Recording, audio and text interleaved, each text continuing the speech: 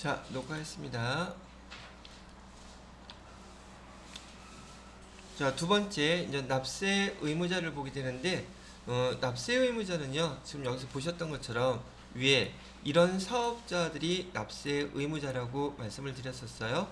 그 다음에 최종 소비자는 담세자, 세금을 부담하는 사람이란 뜻이에요. 그래서 납세 의무자는 정확히 얘기하면 여기다가 제가 이렇게 써놔야 되겠네요. 사업자가 납세 의무자이고요. 그다음에 이 납세 의무자는 이 납세 의무자인 사업자는 부가가치세를 부과하는 항목이라고 그러는데 이것도 이렇게 하나 기억을 해주세요. 똑같은 말이긴 한데 자 우리가 알고 있는 재화, 용역 이런 데다가 부가가치세가 부과된다는데 질문을 좀 바꿔서 부가가치세 10%나 0%가 부과되는 항목이 품목이 뭐예요? 라고 물어본다면 기본적으로 재화가 공급되면 재화 우리 재무회계에서 뭐라고 부른다 그랬죠? 상품이나 제품 이런 것들 그다음에 용역 이런 것들이 공급되면 그래서 재화가 공급되면 부가가치세가 부과됩니다. 아까 커피 샀을 때 부가가치세 부과됐던 거 얘기하는 거예요. 두 번째 용역이 공급되면 부가가치세 부과합니다. 얘는 뭘 기억하면 되냐면 여러분이 미용실에 갔을 때 미용 서비스를 받게 되면 거기 분명히 뭐 살아간 거 아니죠. 거기 그 미용사의 기술을 이용하러 간 거죠. 이걸 우린 용역이라고 그랬고 여러분이 내는 거기 금액에 돈에 부가가치세가 있겠어요? 없겠어요? 당연히 있죠. 이렇게 용역이 공급돼도 부가가치세가 부과됩니다. 그 다음에 세 번째 수입재화 외국에서 그 물건을 수입했어요. 수입한 거면은 거기서 우리한테 수출할 때는 부가세가 또는 세일 텍스가 없지만 여기서 소비될 때 부가가치세 있다 그랬죠. 즉 여러분들이 수입된 물건을 갖다가 사면은 거기 부가가치세가 있겠다 없겠다. 수입 물품이라 해서 없는 게 아니에요. 아시겠죠? 나중에 여러분이 이제 배우는 관세하고는 별개예요. 관세 그런 거 말고 부가가치세가 추가로 부과되더란 얘기. 자 앞으로는 이렇게 꼭 기억해 놓으세요. 부가가치세가 부과되는 그 품목은 뭐예요? 언제예요? 뭐예요? 이렇게 물어보면 재화공급, 용역공급, 수입재공급 세 가지예요. 이 세 가지가 공급될 때 부가가치세가 부과된다. 이렇게 기억하시면 되겠어요. 부가가치세가 부과되는 품목, 재화의 공급. 그래서 제가 이제 써드릴 때는 이렇게 써드리죠. 간단하게 부가가치세가 부과되는 거요. 재화의 공급일 때, 그다음에 용역의 공급일 때, 그다음에 수입 재화의 공급일 때 이 세 가지예요.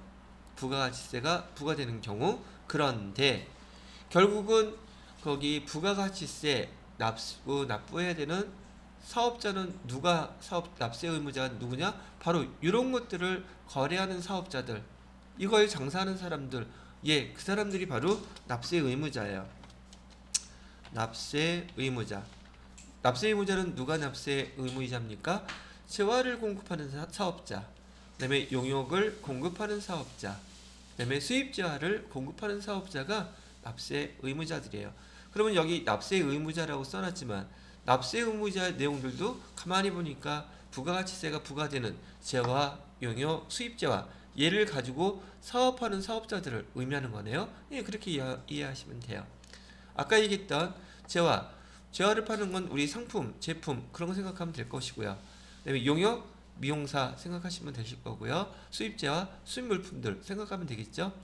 자, 그래서 사업자와 부가가치세가 부과된 품목들 결국은 똑같은 얘기구나라는 걸 아시게 될 거예요. 근데 우리가 이제 사업자 얘기를 하는데 사업자란 어떤 사람이 사업자라고 할까? 여러분들 얼굴 다 안 보여서 깝깝해. 다음 시간부터는 이거 핀마이크 쓸까? 한번 써볼까? 다음 식사하시고 나서 한번 써볼게요. 저 이거 준비는 해놨는데 혹시 또 실수할까봐 그러면 또 지난번처럼 이게 먹통돼요. 녹화는 됐는데 소리가 안 나와. 그러면 그것도 날아가는 거잖아. 그래서 제가 조심성이 되게 많은 편이거든요. 그래서 이걸 못하고 있었는데 한번 시도는 해볼게요. 자, 사업자는 어떤 사람이 사업자냐 이런 걸 따졌을 때는요. 여러분도 혹시 인터넷 마켓들 많이 있죠. 특히 요즘은 여러분이 컴퓨터를 손으로 들고 다니지는 않겠지만 여러분 스마트폰 자체가 일종의 컴퓨터죠.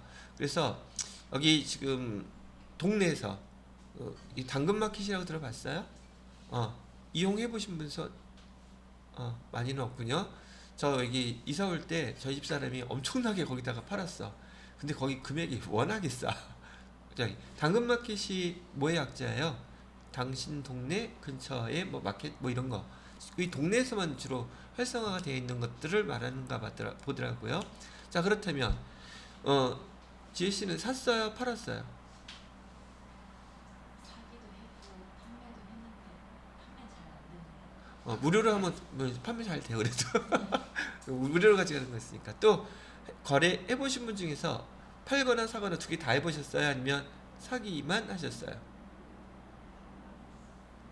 어떤 간에. 근데 내가 질문할 건 그게 아니라 그런 경험이 있으시다면 누군가는 거기다가 재화를 팔기 위해서 올려놨죠. 그럼 여러분들은 사거나 팔거나 했을 때 거기 부가가치세가 있었나요? 없었나요? 없었죠. 그죠? 왜 없었지? 사업자가 아니니까? 그러면 누가 사업자인데?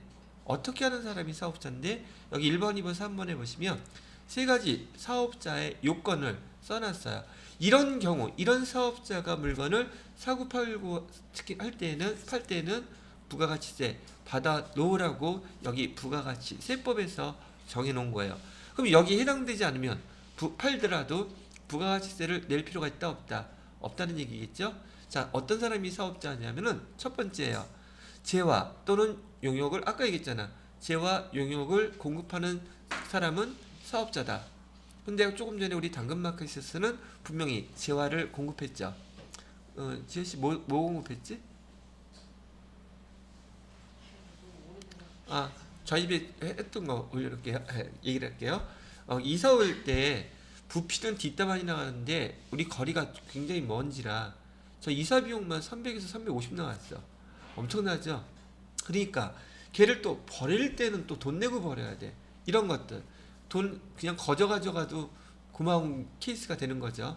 안 그러면 부피가 큰 것들은 돈 내고 버려야 되고 싣고 올라오면 저 이삿짐 트럭이 더 커야 되니까. 그죠?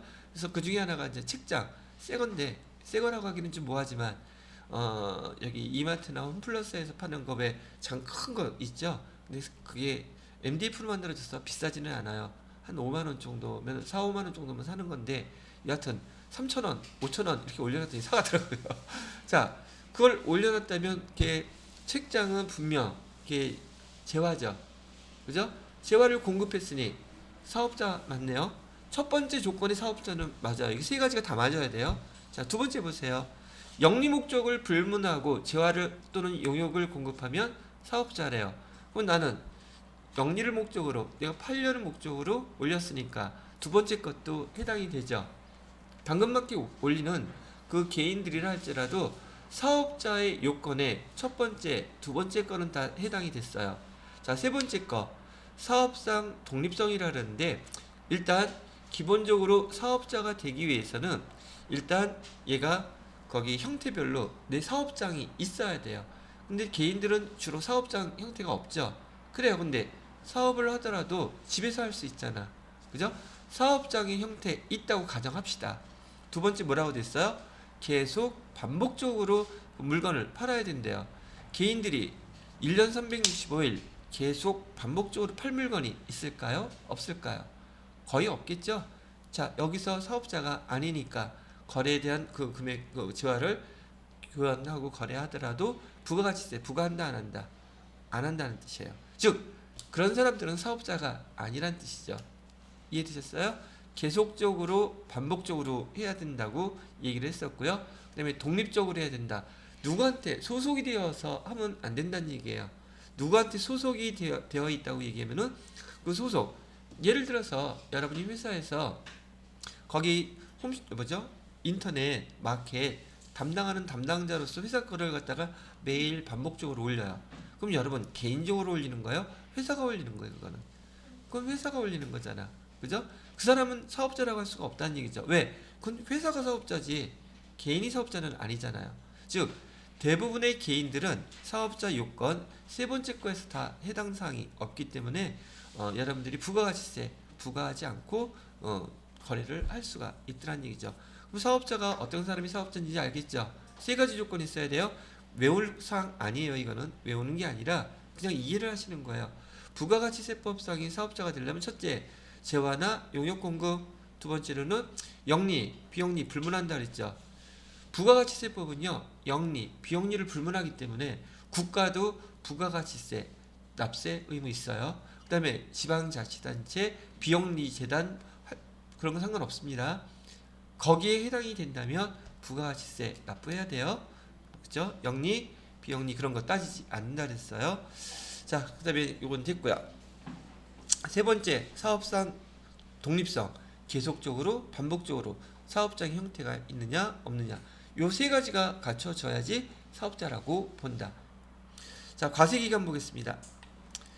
과세기간은 지난 우리 매매수전표 입력할 때 제가 보여드렸던 항목입니다. 다시 한번 잘 정리하시고, 지난번에 면세사업자, 간이사업자까지 일단 설명은 다 해드렸었죠. 자, 부가가치세법상의 과세기간은요 1년을 1기와 2기 두 기간으로 나누어요. 거기서 1기는 예정과 확정, 2기도 예정과 확정, 이렇게 우리가 흔히 얘기하는 3개월 단위로 4개 기간으로 구분을 해 놓았답니다. 그 다음에 부가가치세 신고 납부일은요, 각각의 예정 확정 기간이 과세기간이 끝나는 날로부터 해서 다음 달 25일, 2월 25일이라 그랬죠. 자, 1기 예정은 1월부터 3월이니까 4월 25일 날까지. 그 다음에 1기 확정인 경우에는 4월 1일부터 6월 30일까지니까 부가가치세 신고 납부는 7월 25일까지. 2기 그다음에 예정 확정도 똑같은 방법으로 한다 그랬었죠. 자, 여기가 과세 기간에 대한 설명이었었고, 부가가치세 신고 납부 이건 회사에서 담당하는 사람이라면 당연히 시험 문제가 아니라 이건 알고 있어야 되는 기간들이라는 얘기죠. 자, 거기와 반해서 조금 전에 우리가 배웠던 사업자는 크게 두 사업자로 구분한다 그랬어요.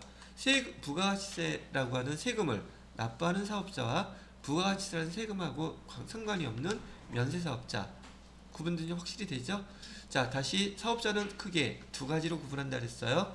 부가가치 세금을 납부해야 되는 과세사업자, 부가가치 세금과 관계가 없는 면세사업자로 나누어요. 그럼 우리 부가가치세법에서는 면세사업자에 관심이 많겠어요? 과세사업자에 관심이 많겠어요? 많아 과세사업자에 관심이 많겠죠? 자, 이 과세사업자는 또 크게 일반 사업자하고 간이사업자로 나눈다 그랬어요. 일반 사업자나 간이사업자는, 특히 간이사업자는 연간 공급대가로 금액이 4,800만원 이하가 아니라 미만이에요. 4,800만 원 딱 맞으면 얘는 간이사업자 될 수 없어요. 4,800만원 미만인 사업자, 즉 우리가 흔히 부르는 영세사업자죠. 영세사업자와 영세율 사업자 구분하라 했었고요.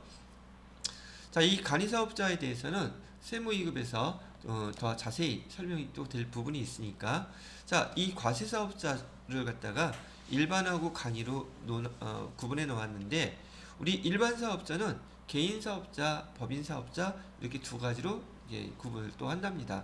근데 우리가 해당되어 있는 사업자는 현재 어디 사업자예요? 여기 법인사업자죠. 우리는 법인이기 때문에 부가가치세 신고 납부를 우리는 예정, 확정, 지정책 4번 다 한다 그랬었죠. 거기에 반해서 개인사업자는 예정 신고 때는 하지 않아요. 언제만 한다? 확정 신고 때만 부가가치세 신고 납부합니다. 자, 왜요? 법인이 아니다 보니까 그 개인 사업자들한테도 규모가 보편적으로 작은 사업자들이 많으니까 예정 신고 때는 세무서에서 예정 고지를 해줘요. 얼마만 내면 됩니다. 그러면 그 낸 대로 특별하게 차이가 없다면 그냥 납부하면 되겠죠. 즉 세무사 사무소에 가게 되면 공짜로 해줄 리 없잖아요. 그죠? 그래서 확정 신고 때만 하라고 2번 해주는 거고, 간이사업자는 돈 많이 못 벌죠. 이 사람은 확정 신고 때도 1년에 한 번만 한다. 맨 마지막 12월 달에 1년에 한 번만 하면 이 사람 돈 많이 못 버니까 세무사 사무소에 굳이 돈 많이 안 갖다 줘도 되겠죠. 이 간이사업자는 차후에 배우게 될 세제 편의 혜택이 있고요. 세제 혜택 두 가지가 있어요. 간이사업자한테는 세제 편의 혜택, 일단 써놓을까 미리? 뭐 나중에 설명이 나오긴 하겠지만은 여기 간이사업자한테는 영세한 사업자이기 때문에 영세한 사업자, 영세사업자요. 사업자이기 때문에 두 가지 혜택이 있어요. 크게 하나는 세제 편의 혜택. 세제 편의 혜택은 지금 말씀해드렸던 것처럼 1년에 부가가치세 한 번만 신고납부하라고 되어 있어요. 그게 세제 편의 혜택이고요. 두 번째 혜택은 세제 혜택이 있어요. 세제 혜택이라는 건 뭐냐면 부가가치세 10,000원짜리를 팔게 되면 1,000원의 부가가치세를 받아 놓겠죠. 그죠?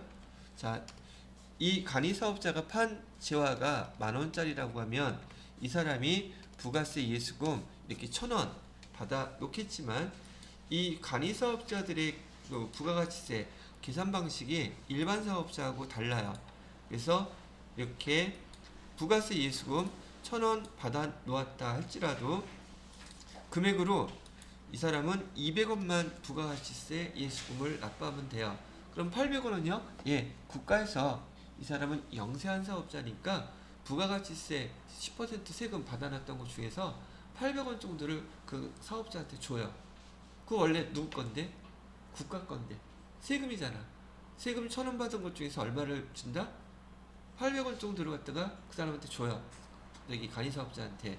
그리고 얼마만 납부하라는 얘기예요? 200원만. 그럼 일반 사업자가 크게 차이가 나죠. 왜 그래요? 너무 영세하니까. 먹고 살아야 되잖아. 그래서 부가세에 대한 세제 혜택도 이렇게 있더란 말이죠. 그래서 사람들이 가능하다면 여기 간이사업자를 많이 선택하려고 하겠죠. 근데 또 거기서 혜택 못 받는 것들도 있어요. 그건 차후에 또 나오게 되면 설명해 드리도록 하겠습니다. 자, 그래서 위에서 문제 형태로 자격시험에 여러분들한테 질문하는 거 여기 면세사업자 보기가 하나 설명해 드릴게요. 면세사업자는 아까도 말씀드렸지만 부가가치세와 신고납부와 관계가 있다 없다. 과세가 아니기 때문에 이 사람은 부가세와 크게 관계가 없고 나중에 뭐만 하면 된다? 부가가치세 그 매입세금 계산서 있죠? 합계표만 제출해 줄 협력 의무가 있어요. 부가가치세 신고납부하고 그건 상관없고요. 자, 그리고 이 면세사업자는 부가가치세법상의 사업자가 아니고 법인세법과 소득세법에 해당되는 사업자예요. 무슨 말인지 아시겠죠? 그래서 여기 면세사업자는 부가세법상의 사업자가 아니다. 요거 기억해 두시고요. 간이사업자 직전연도 공급대가란 말이 중요한 말이에요. 여기 간이사업자의 이 소득을 계산할 때에는 부가세를 할 때요. 여기 공급대가라는 용어를 써요. 공급대가는 우리 지난번에 배울 때 뭐라고 얘기를 했었나요? 얘는 공급가액하고 세액이 합쳐진 금액이라 그랬었죠. 공급가액하고 세액이 합쳐진 용어를 공급대가라고 그랬었고 그 공급대가가 4,800만원 미만인 사업자를 우린 간이사업자라고 부른답니다. 자, 개인사업자는 법인 그 사업자하고 비교되는 그런 사업자로서 예정신고하지 않는다 그랬었죠. 근데 예정신고하지 않는 거는 개인사업자도 그다음에 여기 간이사업자도 예정신고는 하지 않아요. 근데 예정신고를 하지 않을 때 국세청에서 이 사업자들한테 보내는 고지서가 있습니다. 그 고지서 명칭이 달라요. 고지서 명칭이 어떻게 다르냐면 개인사업자인 경우에는 예정신고를 하지 않는 대신에 예정고지라고 합니다. 전년도에 지난번 기수에 납부했던 부가가치세 있죠? 거기에 대해서 얼마 납부하라고 고지서를 보내는데 걔를 예정고지라는 용어로 쓰고요. 그 다음에 간이사업자인 경우에는 예정부가 거기 아예 얼마를 내라고 딱 그 금액이 정해서 고지서가 와요. 이건 우리 예정부가라는 용어로 씁니다. 그럼 부가세법에서 부가가치세에 대해서 개인사업자, 간이사업자 이렇게 봤을 때 예정고지, 예정부가 이 용어만 사용하더라도 개인 사업자구나, 간이 사업자구나 구분할 수 있겠죠.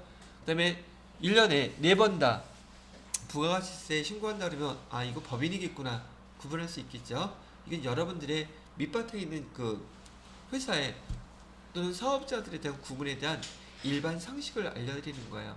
얘기 들으면 이제 알아들을 수 있어야 될 테니까요. 되셨나요? 자, 그래서 지금 과세 기간까지 교재에서는요, 그 납세 의무자를 보시게 되면 제가 설명해드렸던 세 가지 부가가치세 납세 의무자는 재화, 공급, 용역, 공급, 재화의 수익 세 가지 거기 나와 있고요. 특히 여기 주의라고 써 있는 것들은 기출문제에서 보기에 나왔던 항목들로서 여러분들이 잘 봐두는 게 필요합니다. 사업자의 요건 거기 1, 2, 3 나와 있는 거 설명해 드렸고요. 사업자 분류 지금 설명해 드렸죠. 요 파트도 꼭 기억해 두시고요. 읽어보시고 참 90페이지 보시게 되면 과세 기간 나와 있어요. 과세 기간 기본적인 거 원칙적인 것부터 설명을 해 드렸답니다. 자, 근데 이렇게 과세 기간에 예외가 두 가지 항목이 있어요. 이런 과세 기간의 예외 두 개는 뭐냐면 지금 예를 들어서요. 일기 예정이라고 하면 일기 예정의 부가가치세 신고 기간이라고 하면 1월 1일부터 3월 31일까지 이건 알겠는데 3월 31일까지 알겠는데 여기에 대한 예외가 뭐냐는 거죠. 예외 이것도 그만해요. 신규 사업자와 폐업하는 사업자. 이것도 자, 예를 한번 들어볼게요.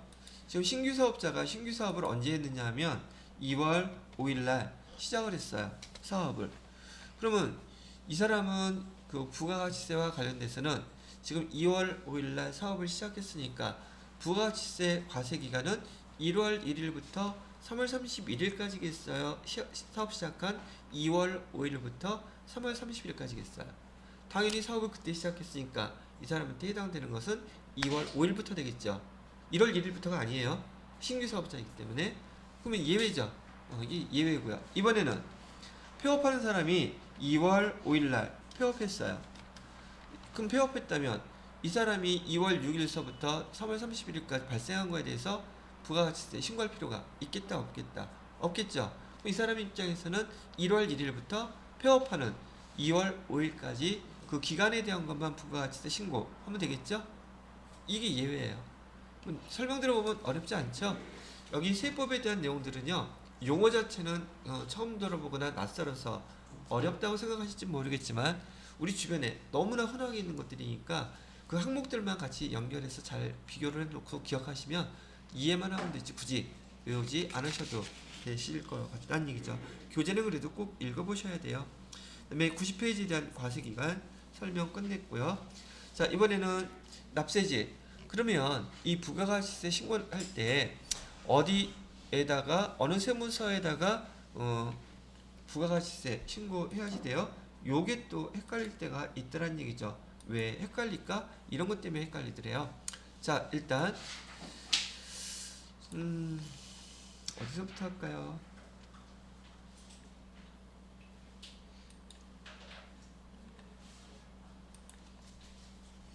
자, 여기 지금 광주에 사무소가 있다고, 사업장이 있다고 가정을 해요. 그러면 광주에도 거기 뭐죠? 저기 뭐 구가 있고 많이 등등 있겠죠. 그죠? 여하튼 간에 전주라고 할까? 전주라고 하면은 전주 여기 세무서 있죠. 세무서도 전주에 하나밖에 없나요? 아니죠. 덕진구 있고 원산구 있으면 원산구에도 덕진구에도 세무서가 별도로 있죠. 이렇게 모르겠는데 중요한 것은 어느 지역에 사업장이 있다면 장사하는 곳이겠죠. 회사가 있는 곳이라고 이해해도 되고요. 사업장이 있다면 장사하는 곳, 재화를 공급하는 곳, 용역을 공급하는 곳, 수입 재화를 공급하는 곳, 그 장소를 얘기해요. 그러면 거기에 관할 세무서에다가 부가가치세 신고 납부하면 돼요. 이게 원칙이에요. 자, 원칙인데 이 사업장이 하나 있을 때는 사업장 단위로 과세하는 게 원칙인데 다음과 같은 사업장을 갖다가 갖고 있다면 어떻게 해야 되겠느냐는 얘기죠. 하나 첫 번째 예를 들게 되면 자 광업일 경우에 지금 예를 들어서 우리 뽀대나게 금광을 해볼게요. 금광이 하나는 저기 태백에 있고 이 금광에서 태백에서 캐내는 이 금에 대해서 사무 업무를 보는 곳은 여기 뭐 대전에 있다고 쳐봐요. 그러면은 태백에는 사업장 거기서 실제로 금을 캐내니까 사업장은 태백이죠. 근데 이 업무 사무 업무를 보는 곳은 어디 있다 그랬어요? 대전에 있다 그랬죠. 그러면 태백 세무서에다가 부가가치세 신고 납부를 해야 될까? 대전 세무서에다가 부가가치세 신고 납부를 해야 될까? 어디에다 해야 돼요? 이게 정해져 있지 않으면 사업자 입장에서 헷갈리겠죠. 이런 경우 여러분이 이제 이거 이외에 부가가치세 신고 납부해야 되는 납세지 관할 세무서는 기본적으로 사무 업무를 총괄해서 보는 곳 있죠. 거기에 관할 세무서에다가 여기 부가가치세 신고 납부한다. 이게 그렇게 틀을 크게 잡고 계시란 얘기죠. 그러면은 전반적으로 어떤 사업을 하든 간에 사무 업무를 총괄하는 곳 당연히 있을 거 아니겠어요. 그죠? 거기에서 그러면 여기 대전 세무서에다가 부가가치세 신고 납부하면 되겠구나 할 수 있겠죠. 두 번째 제조업인 경우에는 만약에 태백에서 우선 캐내가지고 걔를 강릉에서 등등 가공해가지고 중간에 대전에서 다시 한번 가공을 한다. 그러면 제품은 만들어졌는데 장소는 세 군데를 갖다 지금 거치게 되죠. 그럼 어느 세무서에서 제조업인 경우 어느 세무서에다가 부가가치세 신고 납부를 해야 될까? 이것도 헷갈릴 수 있을 거 아니겠어요. 제조업인 경우에는 최종 제품이 완성돼서 포장되는 거 어디예요? 그럼 대전이 되겠죠?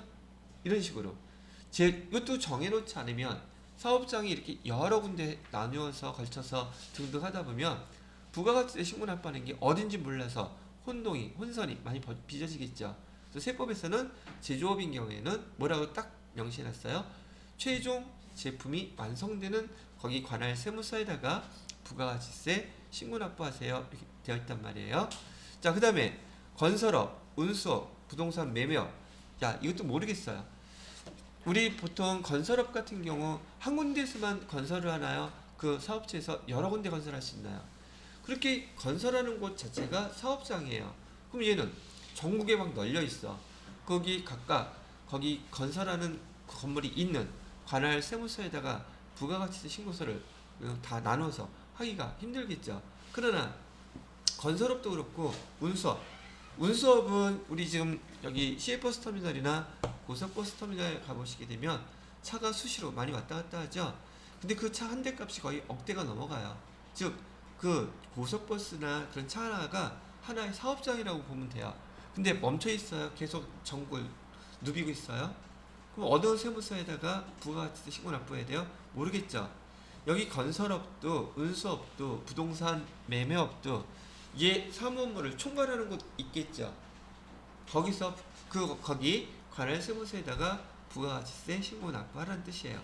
거기 법인인 경우에는 등기부 등본상 소재지가 있을 것이고, 그다음에 개인인 경우에는 사무 업무 총괄하는 장소 있다 그랬죠? 예, 여기서 하면 된대요. 자, 그다음에 무인자동 판매기 정말 이렇게 종목이 업종별이 많이 나와 있을까? 자동 판매기 사업하시는 분도 자동 판매기 한 대만 갖고 사업하는 게 아니란 얘기예요. 그러면 얘도 여러 지역에 걸쳐서 그 무인 자동 판매기가 나와 있을 수 있죠. 근데 어쨌든 간에 사업이기 때문에 걔를 총괄해서 사무 보는 거. 그다음에 다단계 판매원인 경우에는 요즘도 뭐 있긴 하겠네. 다단계 판매원이 뭐예요? 옛날에는 책이라든지 전자제품 같은 거 동네에서 아는 지인한테 또 물어물어 소개받아서 판매하고 그랬죠. 요즘은 이제 보험 판매업이 그런데 이런 그 다단계 판매원들은요 다들 개인 사업자들이에요. 직원들이 아니에요. 개인 사업자. 그러니까 그 사람 한 사람이 다 사업장이라는 뜻이에요.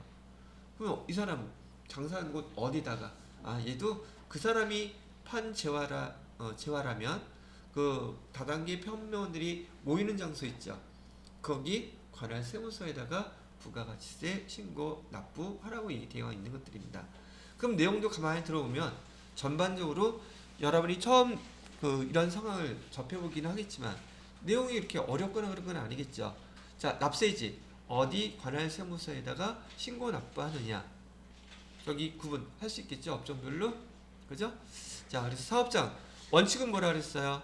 사업장 단위 과세 제도가 원칙이에요. 사업장 단위 과세 제도가 원칙이다. 사업장이 있는 곳에 관할 세무서에다가 신고 납부하는 게 원칙이라는 뜻을 얘기하는 것이고요. 자, 밑에 보니까 직매장, 하치장, 임시사업장, 이건 용어 설명이에요. 용어. 직매장이나 하치장이나 임시사업장은 사업장일까요? 아닐까요? 사업장이라면 얘네들이 있는 관할 세무서에다가 재화를 판매했다면 거기서 신고납부 해야 되겠죠. 근데 직매장은요, 어디 생각하면 되냐면 시내에 직매장들 많이 있죠. 의류도 직매장이 있을 것이고 신발도 직매장이 있을 것이고 또 뭐도 있어요? 뭐 가방도 있고 옷도 있고 많이 있겠죠. 이런 직매장은 사업장이에요. 이런 직매장은 사업장이기 때문에 그 직매장에서 판매가 되는 그런 재화들에 대해서 부가가치세 신고납부 거기 직매장이 있는 관할 세무서에다가 신고 납부해야지 돼요. 아시겠죠? 그러나 하치장은 우리가 팔려고 하는 재화 보관했다가 실어갔다가 내놨다 막 하는 것들 있죠? 이런 데를 갖다 하치장이라고 그래요. 그러면 거기서 판매가 이루어지겠다 안 이루어지겠다, 안 이루어지니까 사업장이다 아니다. 얘는 하치장은 사업장 아닙니다.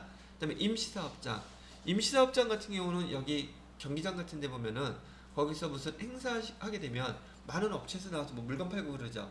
그죠? 그 물건을 판다고 하면은 거기가 사업장이냐? 임시사업장은 거기는 사업장 아닌 걸로 봅니다. 거기서 판매된 것들은 원래 자기네 회사 본사에서 판매된 것으로 간주하기 때문에 거기 본사에 관할 세무서에 부가가치세 신고납부 하면 되지, 임시사업장이 여기서 벌어졌다고 해서 여기 관할 세무서에다가 하는 거 아니란 얘기예요. 그럼 여기서 여러분 뭐만 구분하면 된다? 자, 직매장은 사업장이다 아니다? 오케이, 사업장이다. 하치장은 사업장이다 아니다? 아니다. 그 다음에 임시사업장은 사업장이다? 얘도 아니다. 이것만 구분하면 돼요. 아까 얘기해 드렸을 때 여기 우리 부가가치세 신고 납부하는 것은 원칙이 사업장이 있는 거기 관할 세무서에다가 신고 납부하는 게 원칙이라고 얘기해 드렸었죠. 근데 여기 예외가 두 가지 사항이 있어요. 예외가 두 가지 사항이 있는데 첫 번째로는 주사업장 총괄 납부 제도가 하나 있고요. 두 번째 제도는 또 뭐가 있냐면 사업자 단위 과세, 두 가지가 있는데 구분을 해드리면은 보죠. 보편적으로야 사업장이 지금 한 군데 사업을 한 군데서만 하겠지만 지금 여러분들이 알고 계시는 여기 홈플러스, 이마트, 롯데마트 전국에 몇 개 있어요? 이렇게 전국적으로 그 많은 사업장들이 있는 회사가 있겠죠. 그렇게 전국적으로 그 사업장이 뒷달이 많다 그러면 얘가 각각의 그 사업장들에서 관할 세무서에다가 부가가치세 신고 납부하려면 업무가 좀 비효율적이겠죠. 그러니까 이렇게 사업장이 많은 곳에 그런 사업을 하고 있는 그런 사업자는 주 사업장을 하나 딱 정해놓고 거기서 총괄 납부를 하는 거예요. 자, 다시 이해는 되셨을 것 같고, 주 사업장에서 총괄 납부를 한다. 여기 주 사업장을 정할 때는 물론 대부분은 본사가 될 거예요. 대부분 본사가 될 수 있지만 본사가 아니라 지점도 여기 총괄 납부할 수 있어요. 지점도.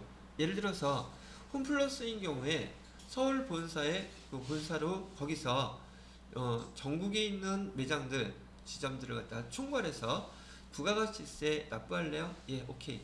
인정해 준대요. 그럼 전국에 있는 각 사업장에서는 부가가치세 할 때 납부할 필요는 없겠죠. 근데 여기 제목 좀 한번 보실래요? 주사업장 총괄 납부라 그랬죠. 보통 우리는 세금과 관련돼서 신고할 때 용어 쓸 때요, 이게 총괄 뭐 납부라고 하면 되는데 납부라고만 쓰지 않고 우리 보통 신고, 그다음에 납부, 신고 납부를 갖다가 동시에 같이 쓴단 말이죠. 근데 여기는 지금 주사업장 신고라는 말이 있어요? 없어요? 없죠? 자, 그러면 여기서도 짜질 치기는 하지만 계속 여러분이 용어들을 구분할 수 있는 것들을 배워야 된다는 얘기가 되네요. 자, 여기서 신고는 뭐고 납부는 무슨 말일까 얘기해 드렸나요? 신고라는 말은 우리 부가가치세와 관련돼서라면 거기 서식 있죠? 부가가치세 신고서, 그거 제출하는 거, 그걸 우리는 신고라고 불러요. 서류를 작성해서 제출하는 게 신고라는 의미고요. 그 다음에 납부는요, 그 신고서에서 작성해서 그거 낼 때 거기 금액 얼마라고 계산된 금액이 있겠죠. 그죠? 걔를 갖다가 세무서에다가 어떻게 해야 돼요? 납부, 돈 낸 거. 신고서에 작성되어 있는 신고서에 있는 그 금액을, 신고서에 있는 금액을 세무서에다가 내는 거. 세무서에다가 납입, 그냥 납부하는 거, 걔를 납부라고 그래요. 그러니까 신고라는 말과 납부란 말은, 신고는 각각의 세법에 관련돼서 그 금액이 어떻게 계산됐는지 신고서를 작성해서 제출하는 거. 그다음에 납부는 돈 내는 거. 돈 내는 걸 갖다가 우리는 신고, 납부 이렇게 얘기를 한단 말이죠. 신고만 하면 안 된다는 얘기잖아. 돈 낼 게 있다면 납부도 해야 되지. 근데 일본의 주사업장 총괄 납부는 신고는 빠지고 납부만 가능하다 그랬죠. 예를 들어서 서울 본점에서 본사에서 주사업장 총괄 납부 제도를 선택했다고 하면 전국에 있는 모든 그 홈플러스의 부가가치세와 관련된 그 집계된 금액이 있겠죠.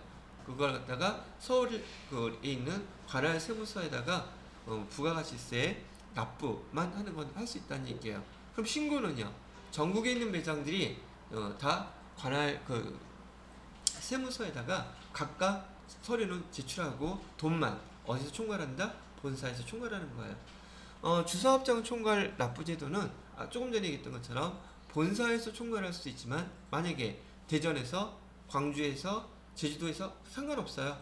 거기서 총괄 납부하겠다고 신청하면 그 지점에서도 총괄 납부할 수 있습니다. 이 주사업장 총괄 납부 제도의 특징은 뭐냐? 각각의 사업장이다. 사업자 등록번호가 다 달라요. 주사업장 총괄 납부 제도의 특징은 각각의 사업장이 다 뭐가 다르다? 사업자 등록번호가 다 다르다는 얘기예요. 자, 거기에 반해서 사업자 단위 과세 제도는 뭐냐면은 사업장을 중심하는 게 아니라 그 사업을 하는 사업자를 중심으로 하는 거예요. 사업자. 자, 그래서 이 사업자 예를 들어서 누구라고 해놓을까요? 요즘 잘 뜨는 사람 뭐 좀 없나? 잘 아는 사람? 우리 너무 홍길동 많이 우려먹었으니까 아무개라고 합시다. 이 아무개가 사업을 하는 대표자인데 이 아무개라는 사람한테 사업자 등록번호를 내준 거야. 그러면 이 아무개라는 사람이 사업장을 갖다 몇 개를 갖고 있냐면 10개를 갖고 있어. 그래서 얘도 마찬가지로 여기저기 전국에 열려있는 사업장이 10개인데 사업자 단위로 한다 했기 때문에 이 사업자가 있는 곳, 거기서 총괄 신고 납부 다 합니다. 다시 사업자, 이 사업자가 아무개 씨가 있는 곳이 만약에 부산이었다면 자기 전국에 서울, 뭐 강원도, 그다음에 충청도 할 것 없이, 전주 할 것 없이 다 있다고 하더라도 그 사업자가 있는 사무실 있죠. 보통은 본사겠죠. 본사에서 거기 관할 세무서에다가 10개 사업장 신고 납부를 다 한다는 얘기예요. 얘는 왜? 사업자가 중심이니까. 그러면 10개 사업장은 사업자 등록번호가 다 똑같을까? 다 다를까? 다 똑같아요. 이 사람 이름으로 사업자 등록증 하나밖에 안 나왔기 때문에 이 사람이 10개를 했던 100개를 했던 그 사업장의 사업자 등록번호는 다 똑같아요. 이 사람 걸로 해야 되는 거니까. 그게 사업자 단위 과세제도고, 우리 원칙은 아까 뭐라 그랬었어요? 사업장 단위라고 그랬었죠. 여기 사업장 단위와 사업자 단위 요 차이점이 있더란 얘기예요. 이해되시나요? 자, 그래서 지금 제가 설명해 드렸던 이 납세지에 대한 항목들이 교재에서는 91페이지에 보시게 되면 납세주의 정의, 그다음에 사업장, 어디가 사업장이고 부가가치세 신고납부해야 되는 그 사업지하고 주 사업장 총괄납부제도와 사업자 단위 과세제에 대한 설명을 쭉 다음 페이지까지 해놓고 있답니다. 자, 여기까지만 먼저 설명을 끝내놓고요.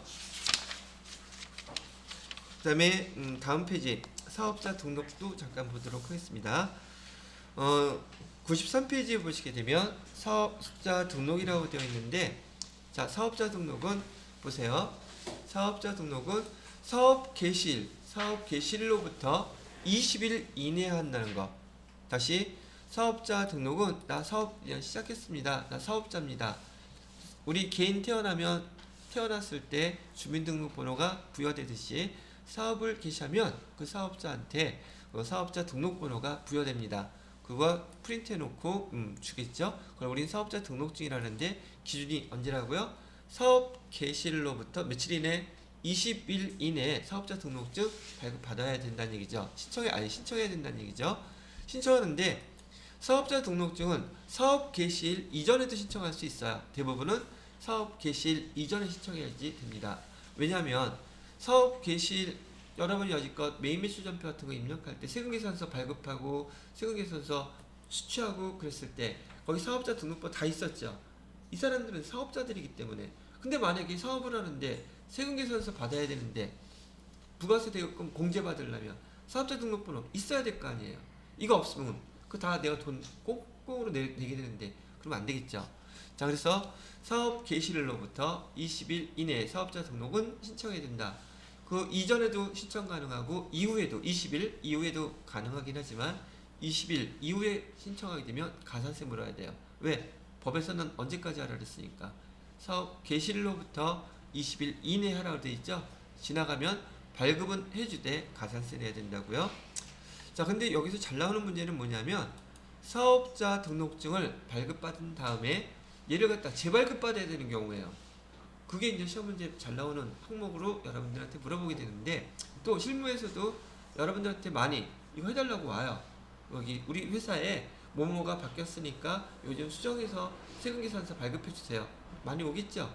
뭐냐면 사업자 등록증 지난번에 우리가 보고서 사업자 등록증의 내용들 봤었죠. 뭐뭐 있었어요? 우선 사업자 등록번호 있었고 상호, 대표자, 주소, 업태, 종목 많이 있었죠. 여러분이 봤던 사업자 등록증에서 단 한 글자라도 바뀌면 무조건 재발급 받아야 돼요. 그러면 그 날짜로 새로 날짜가 다시 찍히겠죠. 자, 그거는 별로 어렵지 않아요. 문제는 대표자일 때가 어려워. 대표자. 자, 개인 기업일 경우 대표자 이름이 바뀌었어요. 바뀌는 이름이 팔았다면 M&A에서 서로 팔고 사고 했다. 그 사람으로 새로 발급받아야 되겠죠. 정정이 아니라 아예 새로 발급받아야 돼요. 근데 상속일 때와 증여일 때가 달라요. 상속일 때는 지금 그 사업체를 개인 기업을 넘겨준 사람이 죽었다는 뜻이죠.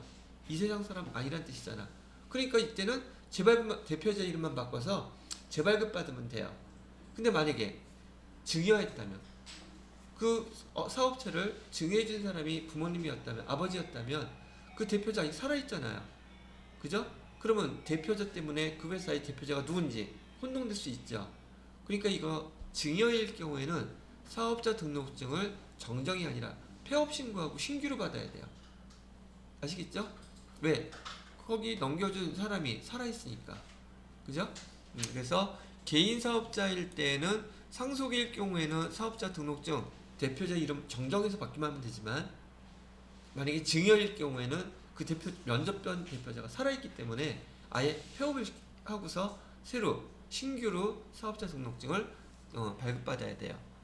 그래서 상속일 때와 증여일 때를 그걸로 구분하면 되고요. 만약에 우리처럼 법인 사업자라면요, 법인 자체가 하나의 인격체죠. 그러니까 대표자가 바뀌었다고 신경 쓸 필요가 있다 없다. 법인이 바뀐 게 아니기 때문에 대표자는 얼마든지 바뀌어도 상관없어요. 사업자 등록증만 재발급 받으면 된다는 얘기예요. 자, 그 이후에 공동사업자 구성원이 또 출자자 지분이 변동이 됐다. 이게 무슨 말이냐면 우리 사업할 때 동업자들이 있을 수 있잖아요. 그 사업자 등록증에 만약에 동업을 3명이서 해. 그럼 누구누구 왜 2명 이렇게 해놓겠죠. 이명 이름 있어요 없어요? 없지만 그 구성원이 이름이 바뀌었다 그러면 반드시 사업자 등록증 재발급 받으라고요. 아시겠어요? 그다음에 거기 임대차 계약서 대부분 사업할 때 건물을 빌리는 경우가 많아요. 그러면 그 건물주하고 사업 임대차 계약서 맺겠죠. 그 임대차 계약서의 내용이 뭐라도 바뀌면 얘도 마찬가지로 사업자 등록증의 변화는 없지만 임대차 계약서 상에서 뭔가 내용이 바뀌면 그 날짜로 사업자 등록증 재발급 받아야 돼요. 왜냐하면 그 계약 내용들 부가세법에서 사업자들을 보호하려는 목적으로 거기 계약서 내용을 그 날짜를 기준으로 보호해줘요. 그래서 그 임대차 계약서도 사업자 등록증 낼 때 임차했다면 세금 국세청에 세무서에 같이 제출해야 돼요. 사본을 그 보호할 목적으로. 이해되시겠죠? 자, 그래서 사업자 등록증의 정정사유, 재발급 사유는 여러분이 차후에 실무 업무에서 아주 많이 접할 것들이기 때문에 내용 차근차근 읽어보시고 그다음에 여기 나와 있는 걸로 정리를 먼저 해 두시면 되겠어요. 해당되는 문제도 한번 풀어보면 더 좋겠고요. 자, 이번 시간까지는 여기 지금 사업자 납세지 사업자 등록까지 설명을 해드렸고 점심 식사 맛있게 하시고 난 다음에는 우리 다음 파트인 과세거래부터 설명을 해드리도록 하겠습니다. 예, 수고하셨습니다.